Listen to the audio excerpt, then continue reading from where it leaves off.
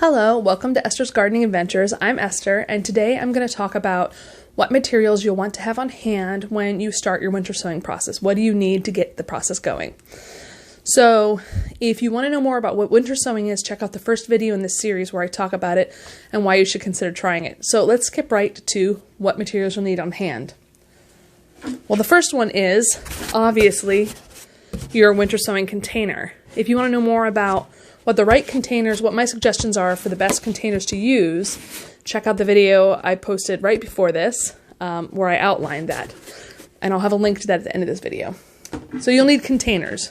You'll need at least one per type of seed you're planning on winter sowing. The second thing you're going to need, it's kind of obvious, but it never hurts to say, is you're going to need your seeds. You're going to need to have your seeds in hand. You can order them online, you can find them at box stores, but you're going to need to know what you want to plant, by the time you go to winter. So you could start gathering all the other materials before you have your seeds in hand, but you got to have those for it to work. All right. Then the third thing, which is also quite obvious, is you're going to need, oh, why did I put it there? You're going to need some potting mix.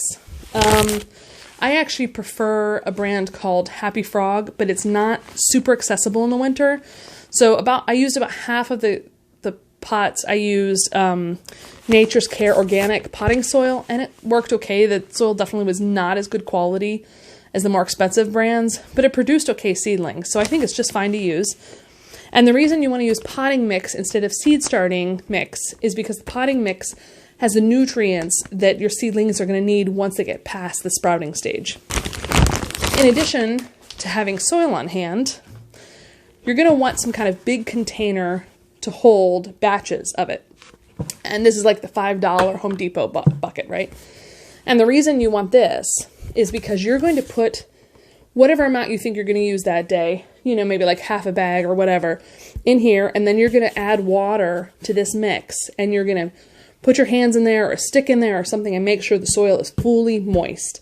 If you don't do that, when you put the soil in the jugs, if it's not pre-moistened, and you put it in the jugs and you put your seeds in, and then you try to add water or it rains, the seeds will go everywhere. You know how potting soil is when it hasn't been moistened. It bubbles and it goes everywhere and it's just out of control. So you're going to want to moisten your soil. You're going to need a container for that.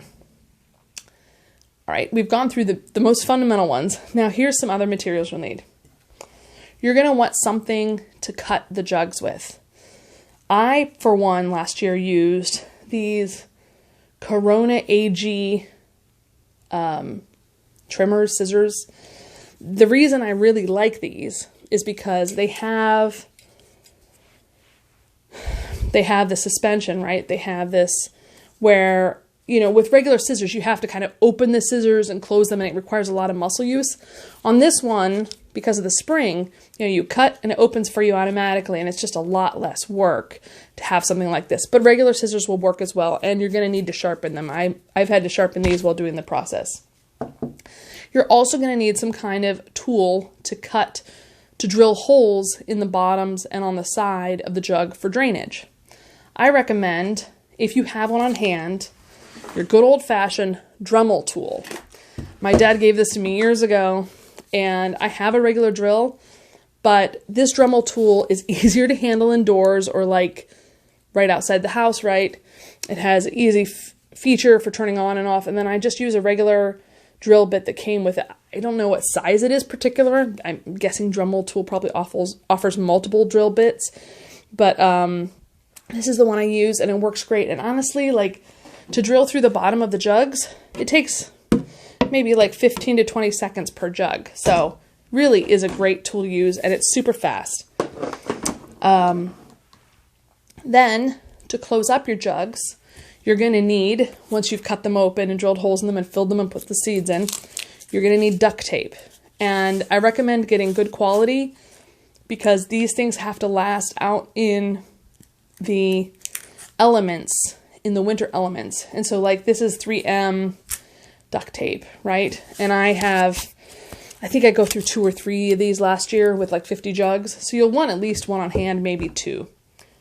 You're also going to want some way to label the jugs, both inside and out. And trust me, You don't want to do just the outside or just the inside. You need the double safety of labeling, because the worst thing in the world is not knowing what the heck you're growing, and then you won't know where to plant it. So I recommend, and I found out about these tags from another person, but these are great plastic plastic tags that I use, and I will provide a link to where I buy them on Amazon. And you put these inside the jug, and then you're also going to need Sharpie provides a paint pen. I don't know if it's going to focus in or not. There, I think it did. Let's hope. Come on, focus, focus. There we go. Paint pens. And these are superior to the permanent markers because they fade less, although they still fade some. So you're going to have some fading happening.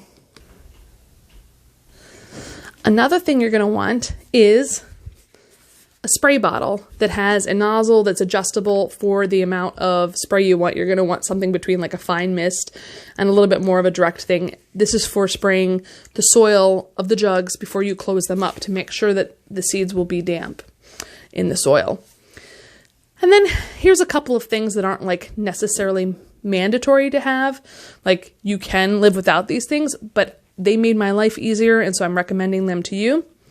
One is have a little container, a little dish that you can put the seeds in. You know, if you're working with the soil, your hands are going to be wet, and it'll just be easier to pour a few seeds into the container from the envelope, you know, pour a few seeds in, and then pick them out from there. Sometimes you can just pour them into your hand and do it, but your hand's going to be all funky from the other stuff you're doing for the winter sowing, and so it's just easier to have some kind of little container. Another thing I found really helpful was to have a journal. I kept a log of when I did different winter sowing projects, and what was helpful here was, one, I paid attention to things like how many seeds I put in the jugs, because I was curious about germination rates, and I also was curious about whether I was overcrowding or not, which I found out I was later.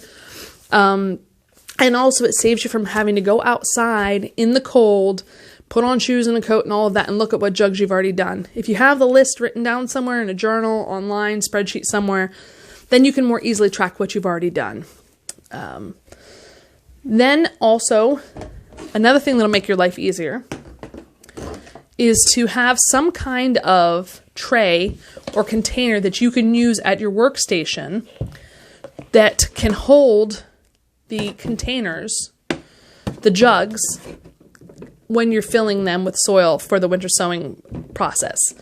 Because the jugs are going to have holes in the bottom of them, and they're going to have soil that's wet in them, they're going to be damp and dripping, and you're going to want some place that keeps the water from pooling and falling onto your floor or getting on your table or whatever. And even if it's in a shed, it's just easier and cleaner to have some kind of catch-all for that.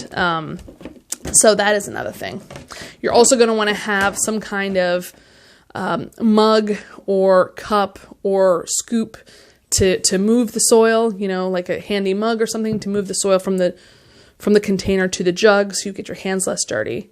And I think that just about covers it all. Yes. So I hope that you found this list helpful. In the next video, I'm going to break down how I prep the jugs themselves, and I'll show different types of jugs that I'm going to prep for winter sowing to make it easier for you. So please check back in. If you liked this video, please hit the like button. And if you aren't already a subscriber, please consider doing so. And otherwise, I will see you next time.